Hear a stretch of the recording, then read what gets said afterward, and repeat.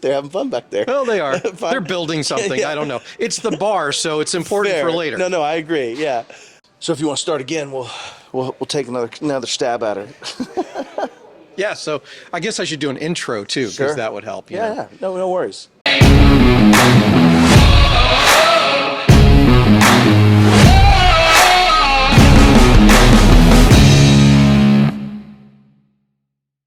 So anyway, I am here with Matt Lee from Pax8. Let's see, how have I described you in the past? Because I got to come up with something different. How about cybersecurity expert to the stars? Can we do that one this time? There's two things wrong. I don't know very many stars other than you, and I don't know that I'm an expert. I'm a student with a high degree of affinity towards the subject matter, I suppose. Well, we're all students, right? When it comes to this stuff, and we talked about this before the microphone mishap. Sure, and, it's all right. It's part of the road show. Yeah, exactly. You just got to roll with it when you're doing these things. But we were talking about how in IT things evolve quickly. Yeah. But when it comes to cybersecurity in specific, it's evolving even faster. And evolving faster, but also we're becoming more aware of the things we should have been doing this whole time. True. Right? I mean, it's kind of like cars. We had cars from like 1865 till 1974, and the first time we had seat belts was when Ralph Nader wrote "unsafe at any speed," right? And I think the point is that there was always the risk of hitting another car. There was always the risk of bodily harm from that. However, we became more aware that the risk needed to be mitigated by seat belts, needed to be mitigated by better car design, needed to be mitigated. So I think we're in this like renaissance around cybersecurity where, in general, the masses are starting to understand it. The risk is higher every day. The likelihood of an occurrence is higher every day. And on top of that, the likelihood of any cost or risk or loss coming from that is higher every day, both regulatory, all of those things. So all of that to say, when you were asking me earlier, what have I been up to? I was saying I like to separate into several categories, and one of those is personal learning. Right, it's going to conferences to learn things from others, and it's going to, taking tests and passing things and learning course material so you can stay up with it. Because to your point, tech changed fast, always has. But now tech changes fast, risks changed fast, threats changed fast, right? And so you have that additional kind of piece playing out, and so you have to stay up on the material. And I think anytime someone starts to call themselves an expert, you just have to hope that they're also understanding that expertise has a very shifting sand in our space. So and I think that it's the threat, it's the risk that has pushed it even faster in terms of what we have to do, what we have to keep up with in this industry. And unless you are specializing in cybersecurity, it's very hard to keep up with the technology side, the business side, and the cybersecurity side, especially for these one-man bands. Oh my gosh! Which we know there's a ton of out there, and perform an extremely important part of this industry for small to medium-sized businesses. Right. So how did those guys, in your opinion, or what you've seen, maybe even, what are they doing to try and keep up, and are they keeping up? Yeah. One of the nice things, I would say probably today they're not, but nor is anyone. I mean, in reality, I know a handful of MSPs that really have a decent cybersecurity practice and understand going forward. In the same breath, vendors. There are cybersecurity vendors out there that have things that they sell for cybersecurity but have not figured out cybersecurity for their own organizations, right? And so we're living through this kind of delta in our world right now where everything is shifting to this level of understanding of what needs to be there. I have this theory, and I will come back to this, single MSP person, but I have this theory that if you have a product, any product, I don't care if it's a water bottle, if it's a tile, if it's a computer software, it doesn't matter. The level of maturity of that product will only ever rise just above or just underneath the level of the consuming entity's maturity, right? And so if you have a product made for a certain maturity customer, if you're immediately faced with a much larger maturity customer, that product will not meet muster, right? It's kind of the point. It's just the nature of capitalism and design of anything, right? And I think what's interesting about that is you're seeing this rapid shift of that awareness You're seeing this rapid maturation. If you look at the last 2 years of security conferences and things, and what's teaching the MSP, what's teaching the these end consumers over the last 2 years, you have a lot of things driving this need to go forward, and the product is rising in maturity. I say all that to say, I think the one-person MSPs have a challenge because of the scope and scale. When you talk about specializing in cyber, you have GRC, you have analysts, you have people that do the response, you have incident response, you have the legal side, there's hundreds of course avenues inside cybersecurity in general. And so I think the only way an MSP that's a single person MSP can do this is by partnering with experts. Right, is by either bringing in some fractional CISO shares, bringing in software and products and vendors that help drive that understanding and awareness.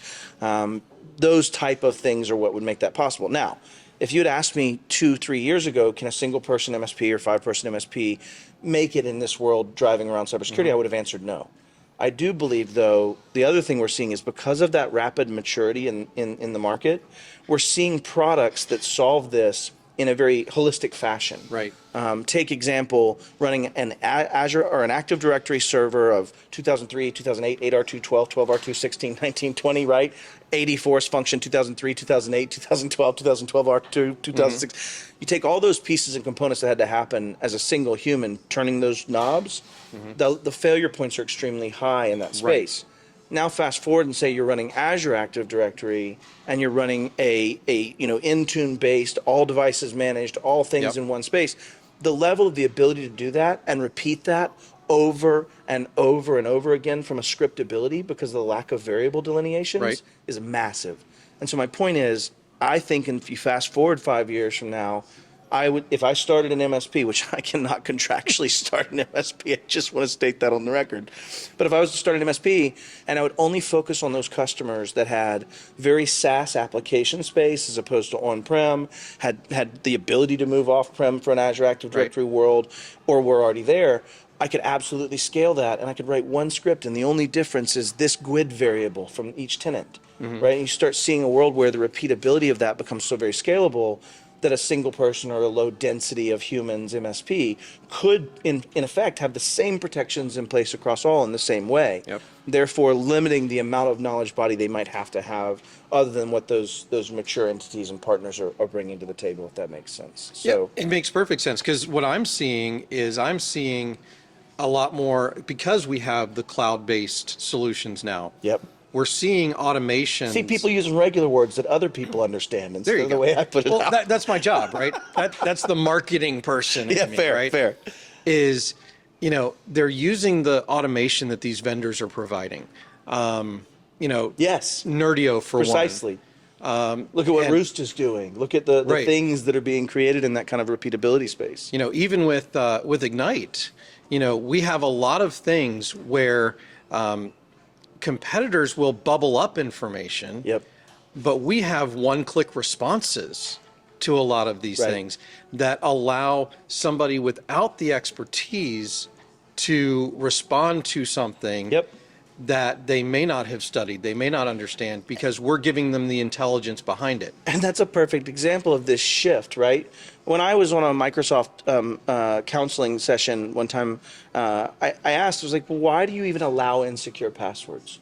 Why is the system set up that I have to change a flag to make this allow non-insecure passwords? And the answer is pure capitalism. It's the exact answer of this. My market does not demand that. My market frustrates me whenever I do that. They push back. I cannot take away these insecure passwords. You're seeing this shift to where at some point the stakes are high enough, and at some point you have this shared responsibility model in so many ways with your vendor that the vendors will have to start making decisions that themselves are defensible. And they aren't going to be allowed to do some of those things. And just because the market maturity isn't quite there, you see this rapid drag of that maturity up that's going to help buoy those vendors to do those things. And as that shared responsibility model, and granted, everybody watching this, they hate me because I'm so damn optimistic about where we're going. I'm not glossing over the failures that will exist. I'm simply saying that we'll have an architecture to continue incentivizing the vendors that do the research and make the easy button, but also those vendors that understand this easy button can't be summative. It has to have a lot of data behind it. It has to be, right? And so we're seeing a very interesting renaissance in this space, driving things towards that level of automation, where you have researchers that can make a research and do something, put out a product that's now a button that becomes something that helps solve that challenge. But the other side of this coin is, I didn't do that on purpose. I didn't throw any dishes back there. I know. Yeah. It's live on set, man. It's what happens. It's right? Live on set and doing it, just. Yeah, but I think the other side of this this challenge is with these vendors, as that maturity also rises, you'll start to see a big gap in that haves and have-nots. Because the other side of the problem with a low consumer maturity is that you can kind of get away with pushing back things that don't drive new revenue for a very long time, right? And what I was starting to say was, a lot of these vendors that have their own house not in order, that have bad code, legacy tech debt, tons of vulnerabilities and challenges because they didn't put money into recoding something, are also the same vendors out there screaming, we'll stop every threat. We're 100% bulletproof. We'll recover you in every way. You cannot fail. And those type of histrionics, those type of marketing kind of puffery will also wane as the maturity goes up, right? Like drugs don't come out and say we're going to solve every problem. They have some empiricism to them that tell you what the risk rates are, what the challenges, side effects, right, that kind of thing. Like your skin's going to be nice, but you won't be able to breathe outside or see sunlight. But these type of things.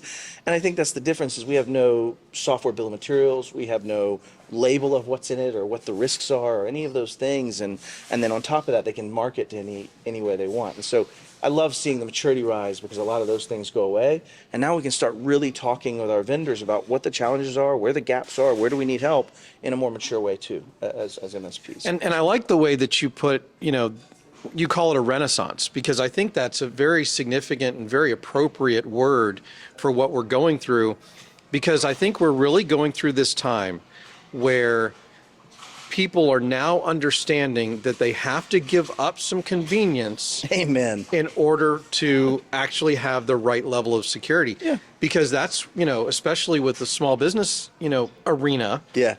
People have been so negative towards just 2FA. Oh, yeah. Which is the table stakes of table stakes. And let's comma space that. If you put this in perspective, MFA has largely been solved. I understand it's not always true in most enterprise space for 10 to 15 years. I mean, RSA tokens were first sold 90 or 2000 something.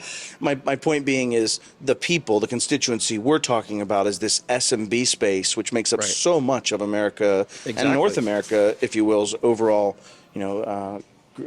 what do they call that? Man, I had a blank. I don't know, like it's the not GDP? gross dealer concession. Yeah, gross domestic product. But the point is that as that maturity rises and as people keep going, we're seeing so many things like a renaissance in creative solutions, tons and tons of education. I mean, Pax8 literally pays me to talk and teach and educate and learn at the same time. And I think that shift is something you wouldn't have seen 5 years ago. I mean, we've had channel chiefs, right? But we haven't really had people that are just there to go educate and help drive the level of understanding up. Most channel chiefs were the right hand to shake or the person who helped solve your problem inside an organization. Yep. It was me. Yeah. And I'm kind of that other me in the same breath, where you're starting to see people understand evangelism, I guess, in one way to describe it, but also education, kind of thought leadership, driving those things forward. And it's interesting to see companies find value in that these days, right? It's one of the challenges, I think, in this, if you were trying to do this 5 years ago, and it's much easier now, I think. So. Yeah, exactly. Now, you mentioned something that I want to, double click on for just a second. Don't we hate those terms we all use? But I have to use it. I understand what you mean. But you talked about technical debt. Yes. And just really quick, do you think that new vendors in this space have an advantage over old vendors in this space because they don't have that technical debt that does represent a security risk? They can. And what I mean by that is I've seen it go both ways. I would agree that if I started with a pile of debt that makes up my intellectual property and I have to do a lot of work to get it up to date, I'm going to spend a lot of money on things that are just debt. I mean, when we talk about debt, debt's debt. It's something that I must pay back that I did not pay before. Right. Right. And some degrees of interest on that debt. But I would argue that a lot of vendors made a lot of profit on making that debt. And so, but I will say, a new vendor starting today with us not being like, even if you look at Pax8, when we started 6-7 years ago, it was waterfall development methods, now shifting into SDLC models and things like that. So yes, I think that the overall coding base, creating new product, has much higher chance of being more secure today for a lot of reasons. You've got things like Kafka and function as a service type models for deployment that allow you to be multi-cloud, that allow you to do all those things and have healthy development practices from the beginning.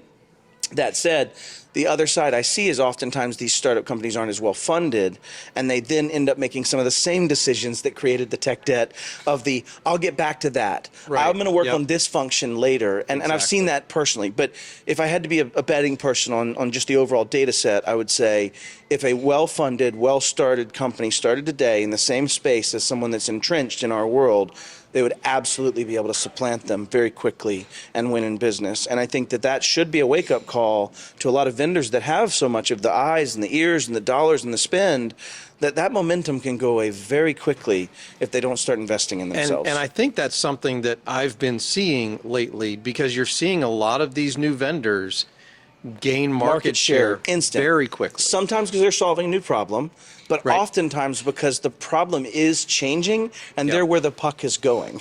Right. Like, Exactly. I mean, genuinely, if you look at Roost, if you look at Aaron and what they're working on, and you know, God bless them, I'd love to do business with them, but it's not necessarily the case. But the automation they're building and the things they're doing, you could theoretically not ever see an RMM in some ways. You could remove certain pieces of PSA in the way they're doing that. I mean, you're just going to see a shift in this. And Bob Coppedge, I'll quote him, he has a thing called Bob's Law, and you've heard it before, but it's just that every year 5% of what we do becomes commoditized. Right. And so I think that that's the challenge. When you build up tech debt and you're being commoditized, you now have commoditized tech debt sometimes, right? Like it's already being replaced by something new in the market. So I know you're a busy guy and you got a lot of things to do here today at Exchange Security. Yes, sir. Which is exciting because in lovely Reston, Virginia. This is the first Exchange Security that we've been having. So one last question for the viewers, for those one-man to three-man shops. Sure. What is the best thing that they can do to educate themselves to get up to speed on this and stay up to speed on this? Yeah. You know, I would say maybe somewhat self-aggrandizingly or in my own favor, but, you know, find some content that's regular that you can stay up on, that you can consume in a way that you like, whether it's YouTube or audio or reading or whatever it may be, podcast, don't care. Find a source for that. They're having fun back there. Well, they are. They're building something. I don't know. It's the bar, so it's important for later. No, I agree. Yeah. So find something that you can consume that'll help you stay on top of the news, the understanding of what's changing, and try to keep your kind of finger on the pulse. But the other aspect I'd say is try to find a platform and learn it the best you can, whether that's Google or whether that's Amazon or whether that's Microsoft in my case, and then start realizing that as those platforms grow, you only need to, being summative, you only need to understand the components and how they're being built and how to apply them and stay up with those changes in that platform rather than the entire boiling the ocean body of knowledge around cybersecurity. And I say that because, you know me, I'm a little data guy, but I don't mean to be summative, but just saying if you stay abreast of what the winds of change and the threats are, and you stay on a single platform, then the applicability of those two become very easy to do. The other thing I would say is use TryHackMe. Gamification type models to stay up are very good, and they're developing rapidly. I do a new TryHackMe room almost every day as just part of my own ongoing, and it lets you, when Log4j comes out, use it and see what it does so that you understand it. And so if you're a kinesthetic learner, then that would be a methodology I like to use, which is get my hands in it and make it very easy to do that. So I don't have to build up an elaborate lab and do it. Nope, just pop in, run a room, and I'm out in 7 minutes. You know what I mean? I love the proof of concept stuff that you do on your YouTube channel. Oh, thank you. You know, if you guys haven't checked it out, check out his YouTube channel, follow it. Beard banter is always fun. I don't think I qualify. No, we're going to get you on a beard banter. This is beard banter-esque as we sit here. So, we're going to have one. Okay. Might even be this topic. You never know. Who knows? But anyway, I know you're busy. Yeah, I want thank you, brother. to give you a chance to get back to it. Thank you very much again as always, for joining me. Hopefully it won't be a year till next one. No, well, I mean, we're coming up on. We'll be at Conference Row, Nation, DattoCon. It's all coming up. Yeah, and I hope to see you all out there. Come see us, absolutely. and it's always nice. Stop by the Ignite booth. Stop by the Pax8 booth. I'll be there most of the time. So. Yeah, and we both carry our cameras, so. Yeah, we could suck you into one of those. That's right. Thanks. Anytime. Brother. See you.